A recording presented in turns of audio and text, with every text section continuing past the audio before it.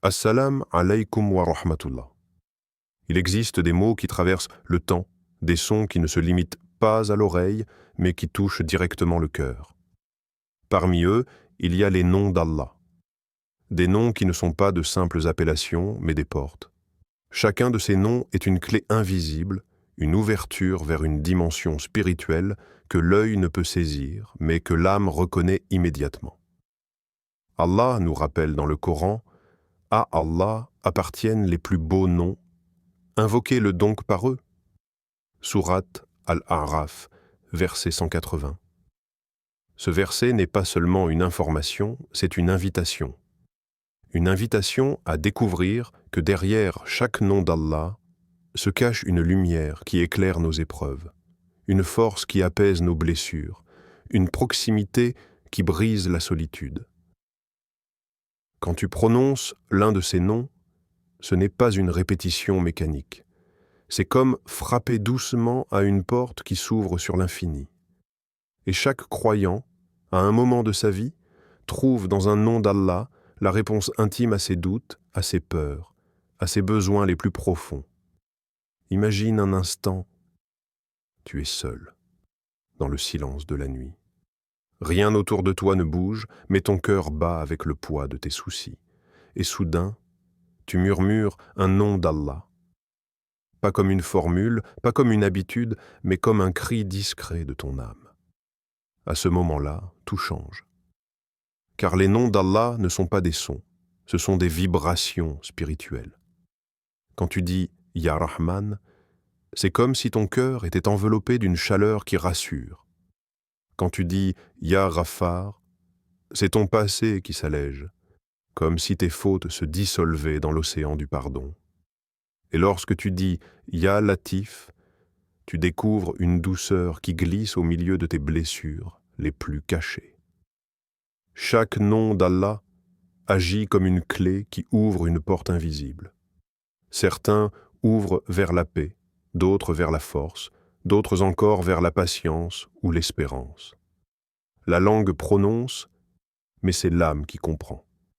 Et c'est ainsi que tu réalises que dans chaque épreuve, il existe un nom d'Allah prêt à t'accompagner, à te guider, à déposer une lumière là où tout semblait obscur. Avant que tes yeux ne voient en haut la lumière du monde, ton âme connaissait déjà son Créateur. Elle a entendu ses noms, elle a goûté à sa proximité, bien avant que ton corps ne respire. C'est pour cela que, parfois, quand tu invoques Allah par l'un de ses plus beaux noms, tu sens un frisson parcourir ton être. Ce n'est pas un hasard, c'est ton âme qui se souvient. Car les noms d'Allah ne se récitent pas comme une liste, ils se vivent. Ils réveillent une mémoire enfouie, une vérité intérieure que rien ne peut effacer. Quand tu dis « Ya Salam », ton cœur reconnaît celui qui a toujours été paix. Quand tu prononces « Ya Fatah », ton être entier ressent celui qui ouvre les portes que personne d'autre ne peut ouvrir. Il n'est pas nécessaire de crier ou de multiplier les mots. Ce qui compte, c'est la sincérité, cette vibration intime qui relie ton cœur à celui qui entend tout. L'invocation n'est pas dans les lèvres, elle est dans l'âme. Alors demande-toi, quel nom d'Allah résonne aujourd'hui avec ce que vit ton cœur? Une femme, chaque soir, s'assoit au bord de son lit. Le monde semble l'avoir oubliée, ses efforts passent inaperçus, ses paroles se perdent dans le vide. Elle se sent invisible. Alors, elle ferme les yeux et répète doucement « Ya Bazir, ô toi qui vois tout ». Elle le répète encore et encore. Et dans ce rappel, elle retrouve la certitude qu'Allah l'a toujours regardée, même quand les autres détourneront les yeux. Ailleurs, un jeune homme ploie sous le poids de ses erreurs. Ses fautes l'étouffent et il pense qu'il ne mérite plus l'amour de son Seigneur.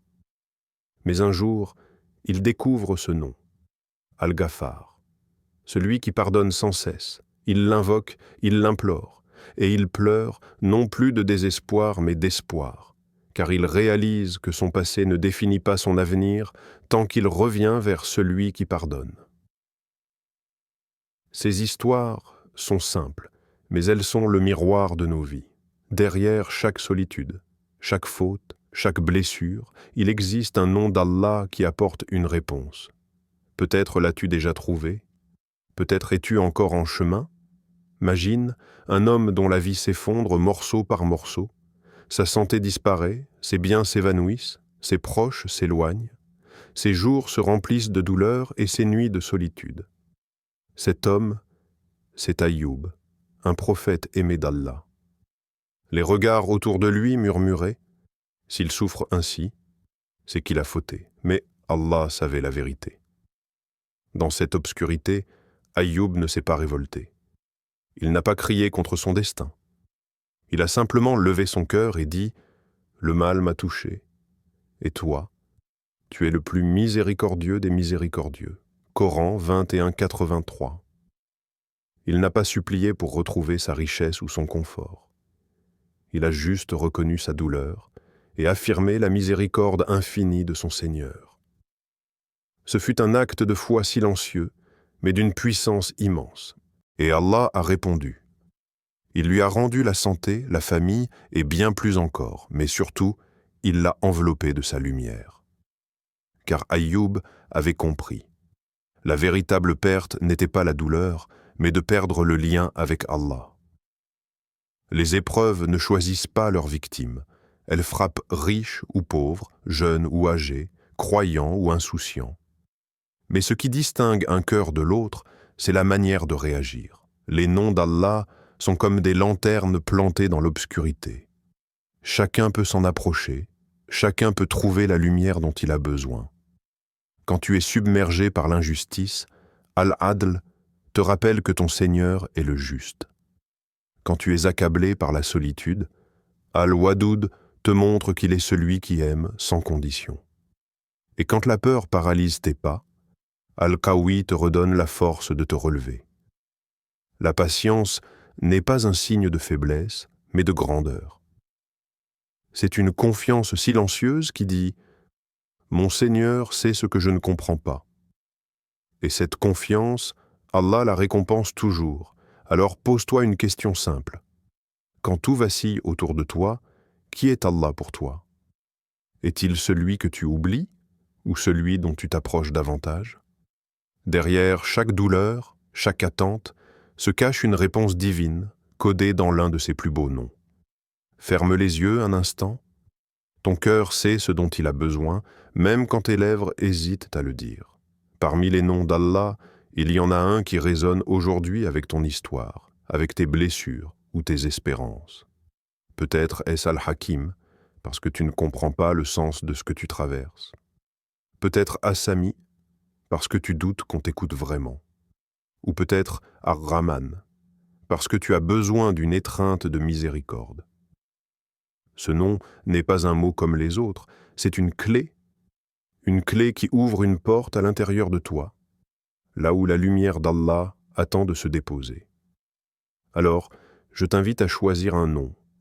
Laisse-le résonner en toi, répète-le doucement, avec sincérité, jusqu'à ce que ton cœur se rappelle qu'il n'a jamais été seul, car chaque invocation est entendue, chaque larme est vue, et chaque silence sincère est une prière. Et si tu veux continuer ce voyage à travers les perles du Coran et les plus beaux noms d'Allah, abonne-toi à Lumière du Coran. Ensemble, avançons pas à pas vers plus de paix, de sagesse et de lumière intérieure.